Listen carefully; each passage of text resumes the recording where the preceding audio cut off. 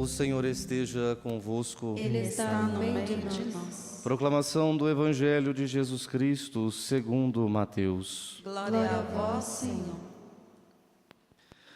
Naquele tempo, partindo Jesus, 2 cegos o seguiram, gritando: Tende piedade de nós, filho de Davi. Quando Jesus entrou em casa, os cegos se aproximaram dele. Então Jesus perguntou-lhes: Vós acreditais que eu posso fazer isso? Eles responderam: Sim, Senhor. Então Jesus tocou nos olhos deles, dizendo: Faça-se conforme a vossa fé. E os olhos deles se abriram. Jesus, porém, os advertiu severamente: Tomai cuidado, para que ninguém fique sabendo. Mas eles saíram e espalharam sua fama por toda aquela região. Palavra da salvação. Glória a vós, Senhor. Podemos nos assentar. Os queridos irmãos e irmãs, nós estamos vivendo este tempo do Advento, e esse tempo do Advento é o tempo propício para que nós, assim, por meio da liturgia, entremos num grande retiro espiritual por toda a igreja e pedindo, sobretudo, que esse retiro espiritual nos ajude a ter o coração restaurado para celebrar a vinda daquele que ressuscitou e a vida daquele que continua dando sentido para o nosso caminho, a nossa história. Encontrar-se neste tempo do Advento requer um coração aberto, pois um coração aberto é capaz de também compreender e ser apto, ser capaz de compreender os mistérios de Deus que se revela para cada pessoa humana e que convida a cada pessoa humana também a dar uma resposta generosa na sua existência. O Evangelho, no dia de hoje, encontramos esta experiência que está sendo testemunhada por 2 homens que são cegos, estes cegos físicos, estes cegos que têm a dificuldade de, assim, exercer uma capacidade mais inclusiva no tempo de Jesus. Encontramos neste momento esta experiência de que estes homens, embora sendo cegos visualmente, fazem a experiência de verem Jesus. Estes homens, eles são capazes de perceber, sobretudo na pessoa de Jesus Cristo, a pessoa em que Deus mesmo envia cumprindo a sua promessa. A expressão que eles mesmos vão recapitular de Jesus vai ser: Senhor Jesus, tende piedade de nós, pois vós sois o filho de Davi. Estes homens provavelmente tiveram já dentro de sua vida uma experiência também com Deus e provavelmente com o povo de Jesus, pois eles recapitulam esta expressão do filho de Davi, ou seja, eles têm consciência da história de Deus. Eles têm consciência daquilo que Deus fez ao longo do caminho do povo de Israel. Mas eles têm uma coisa nova, uma deficiência que os ajudou a olhar para um horizonte e clamar verdadeiramente àquele que pudesse assim recuperar a sua visão. Esse pedido deles de tende piedade de nós, filho da vida, é uma prece, é uma súplica intensa, que a palavra de Deus traz no grego como a palavra krasontes, que é aquela súplica profunda, aquela súplica inteira, aquela súplica de que, além de ter a consciência da sua necessidade, tenha consciência de quem pode assim suplicar. Esta súplica intensa que traz neste primeiro momento no Evangelho como uma resposta, Jesus vai lançar para eles uma pergunta, pois a fé também, ela precisa passar por uma espécie de provação. E a provação, ela também precisa ser superada. Ele vai dizer para eles: vocês creem que eu posso fazer isso? Ou seja, naquele momento, Jesus propõe para eles um caminho não só de uma ideia que eles conheceram ao longo da história, Mas agora, se eles acreditam que Jesus é este que vai fazer este milagre, que eles vão ter misericórdia deles, Jesus vai dizer para eles que é mais necessário ter confiança. É preciso conhecer a história, é preciso ter consciência daquele movimento que nós estamos inseridos. Mas no caminho da fé exige um passo a mais, pois o conhecimento, muitas das vezes limitado, abstrato, não consegue atingir a profundidade do nosso coração, de dizer que devemos também ter a confiança que nos pede de todo o caminho discipulado. É muito interessante esses dois cegos, pois eles vêm nos dizer que antes mesmo de ver a face de Jesus, eles já possuem a confiança, eles já o conseguem reconhecer como o Messias, para dizer que mais do que os nossos sentidos físicos, o coração já é aberto, o coração já é capaz de reconhecer este Jesus que se apresenta como Messias. E por fim, no Evangelho nós encontramos uma terceira etapa, que é uma etapa de uma tentação, pois se na vida de fé nós precisamos superar as nossas provações, também temos as nossas tentações. E qual que era a tentação de Jesus indicando a estes cegos? Qual era a tentação para estes cegos? É vivenciarem a força de Jesus simplesmente como se fosse um grande triunfo, um grande triunfalismo. O messianismo de Jesus, diferente da compreensão do seu povo, o messianismo não é um triunfo, mas é uma resposta profunda, uma resposta que exige que saiamos de uma compreensão superficial. Os cegos sabiam reconhecer muito bem a profundidade de Jesus. Sabiam compreender muito bem o significado de Jesus como o Cristo, que vinha no seu tempo para que pudesse assim transformar a história da humanidade. Santo Agostinho vai dizer que esta expressão destes cegos também pode ser refletida metaforicamente, dizendo como se fosse a nossa cegueira espiritual, que é destinado também pela ignorância. Uma ignorância que não se vale apenas pelo saber acadêmico, pelo saber de algumas citações, de alguma palavra, de algum autor. Não, mas é uma ignorância que a nossa mente, o nosso coração se fica no estado de uma penumbra que nos sai caro e que não nos deixa assim reconhecer a pessoa de Jesus conforme Ele é. Não temos esta possibilidade de vencer a ignorância se o nosso coração não se abre ao dom da fé. São Gregório Magno também vai dizer que estes cegos, reforça aquilo que estava dizendo, né?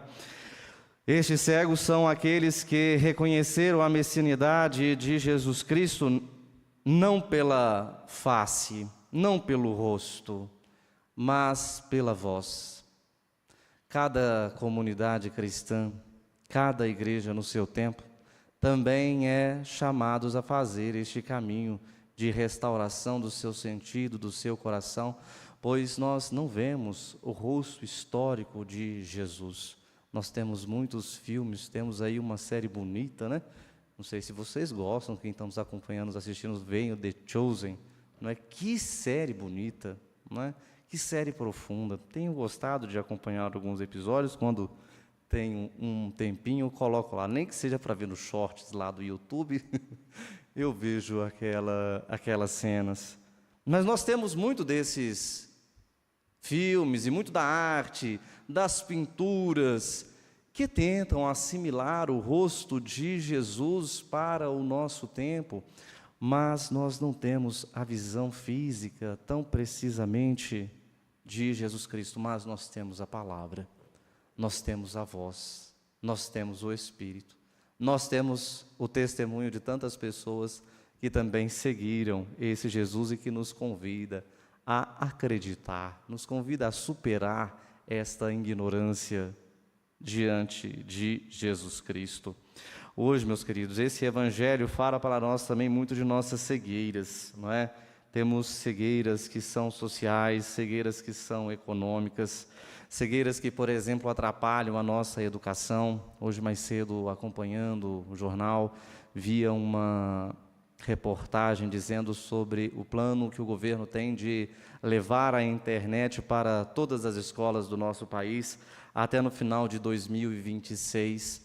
Mas, em contraposição, um daqueles que estava sendo entrevistado dizia: olha, mas as nossas escolas precisam ser pensadas ainda de modo mais amplo, pois faltam internet, sim, e se avançar isso vai ser um bom caminho para que o professor, para que o aluno possa, assim, aprender a utilizar da internet como um instrumento de educação, verdadeiramente de educação. Mas ele citava, mas tem escolas que não têm nem acesso à água. Há uma grande contradição. Na nossa cidade, aqui de Belo Horizonte, também nós temos regiões que já foram, inclusive, escolas. Foram derrubadas, assim, todos os prédios que compunham uma antiga escola, mas até hoje não se levantaram as paredes para reconstruir esta escola. Cegueiras espirituais que muitas das vezes é marcada pelo viés economicista, em que a educação precisa dar lucro e incentiva muito mais uma educação privada do que uma educação pública e de qualidade. Nós olhamos para essas faltas de infraestruturas também como uma cegueira de nosso tempo. Nós olhamos para a cegueira ambiental de vermos o predadorismo, essa medida predatória que nós temos em relação com a natureza, sem uma visão ética, de sermos assim codependentes de tudo aquilo que existe. Se nós somos codependentes uns dos outros, porque precisamos, não é? Desde o nosso vínculo materno, paterno, de família, de amigos, nós não podemos tirar esta visão daquilo também que é desta casa comum que sustenta a vida por tantos séculos, por tantos milênios.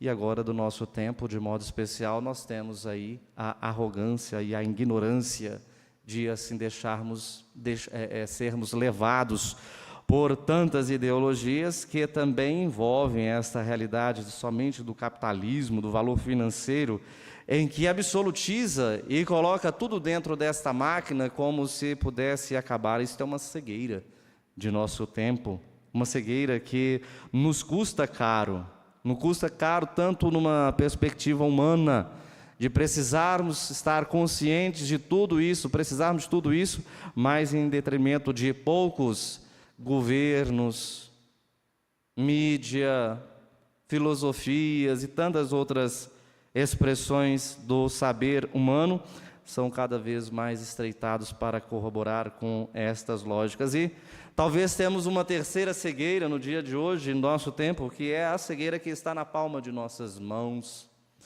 que nos evita esta profundidade, nos impede de viver uma profundidade enraizada a Deus e nos conduz uma superficialidade, que é a prática também de nossos celulares, do tempo que nós passamos assim da internet.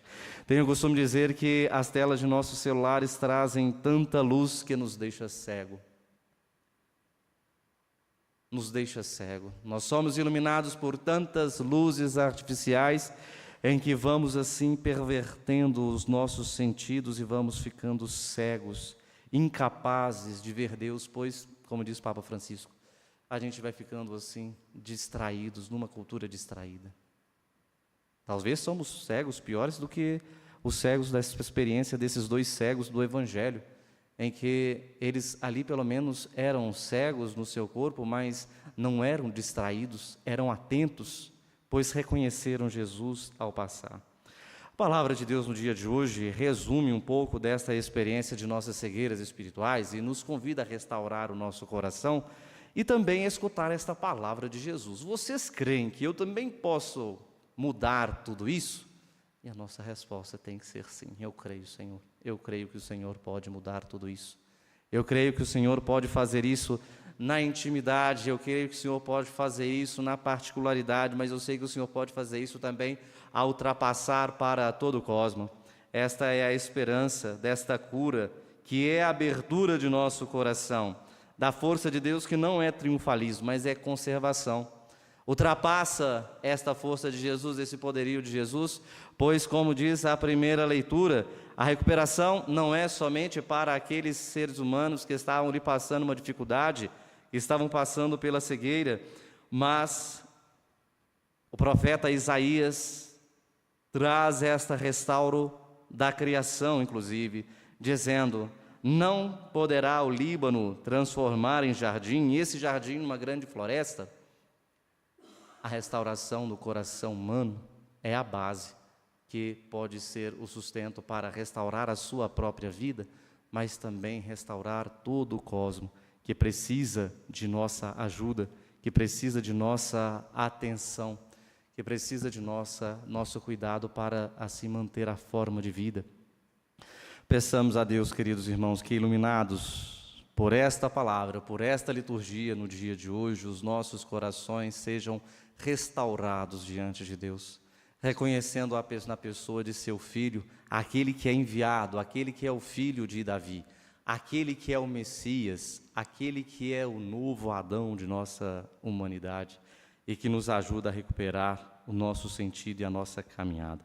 Peçamos a Deus que essa liturgia e a nossa prece alcance o coração íntimo de nosso Pai e que Ele nos ceda também estas graças que são tão oportunas para a nossa peregrinação, até um dia, ao lado da bem-aventurada Virgem, estarmos na plenitude do seu reino.